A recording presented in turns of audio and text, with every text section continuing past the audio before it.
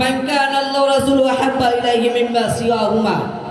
তিনটি গুণ যার মধ্যে থাকবে সে ঈমানের সাধন করবে। তার মধ্যে এক নম্বর হলো যার কাছে আল্লাহ ও তার রাসূল সবচেয়ে বেশি প্রিয় হবে। সম্মানিত উপস্থিতি, নবী করিম সাল্লাল্লাহু আলাইহি ওয়াসাল্লামের প্রতি সাহাবা কিরামের মহব্বত এমনই ছিল, তারা তাদের সন্তান সন্ততি, স্ত্রী পুত্র, আত্মীয় স্বজন এবং নিজের জীবনের থেকেও তারা নবীকে অতি ভালোবাসত এবং তাদের ইবাদত বন্দিগি, লেনদেন, বেচাকেনা, আখলাক চরিত্র ছিল নবী প্রেমের জ্যোতি এবং তাদের জীবন চরিত্র ছিল নবী প্রেমের প্রতিচ্ছবি এবং তারা তাদের জীবনকে করেছে নবীর আদর্শে আলোকিত। সম্মানিত উপস্থিতি, একদা নবী করিম সাল্লাল্লাহু আলাইহি ওয়াসাল্লাম মক্কার পথে উমরার জন্য সাহাবী কিরামদেরকে নিয়ে উদ্দেশ্যে রওনা হন।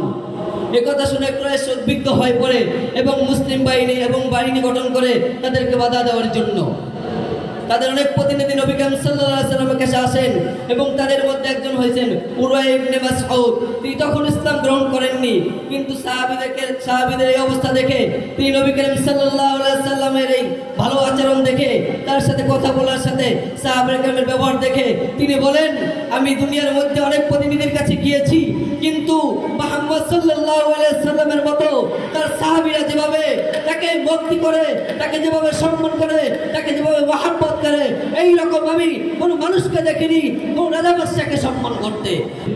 সম্মানিত উপস্থিতি, হযরত আয়েশা রাদিয়াল্লাহু তাআলা আনহা থেকে বর্ণিত, তিনি বলেন নবী করিম সাল্লাল্লাহু আলাইহি ওয়াসাল্লামের কাছে এক সাহাবী আসলেন, এসে বলেন, ইয়া রাসূলুল্লাহ, আমি আমার স্ত্রী, সন্তান সন্ততি এবং নিজের জীবনের চেয়ে আপনাকে অধিক ভালোবাসি এবং আমি যখন ঘরে থাকি আপনার কথা স্মরণ হয় তখন আমার নিজেকে সামলায় রাখতে পারি না, ধৈর্য ধারণ করতে পারি না।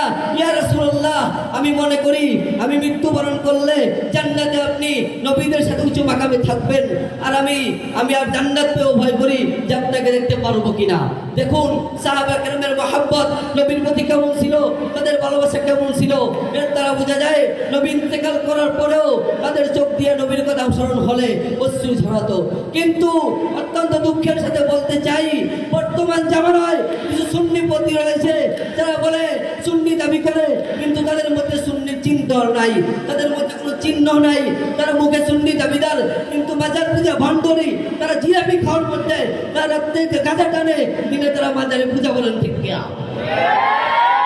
তাদেরকে বলে দিতে চাই সতর্ক ভাষায়, তারা বলে নবীজি নাকি নূরের তৈরি, তারা বলে নবীজি হাজির মাজির মানে নাউজুবিল্লাহ মিন যালিক। তাদেরকে অত্যন্ত দুঃখের সাথে বলে দিতে চাই, তারা মানবতার দুশমন, তারা আমার নবীর দুশমন।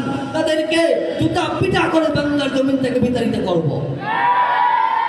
সেই জন্য সকলের কণ্ঠে, তৃপ্ত কণ্ঠে বলতে হবে, আনা উহিব্বুকা ইয়া রাসূলুল্লাহ, ফিদাকা আবি ইয়া হাবিবাল্লাহ, ফিদাকা আবি ইয়া রাসূলুল্লাহ। আল্লাহ তাআলা আমাদের সকলকে নবীর সিরাত অনুযায়ী জীবন যাপন করার তৌফিক দান করুক, আমিন।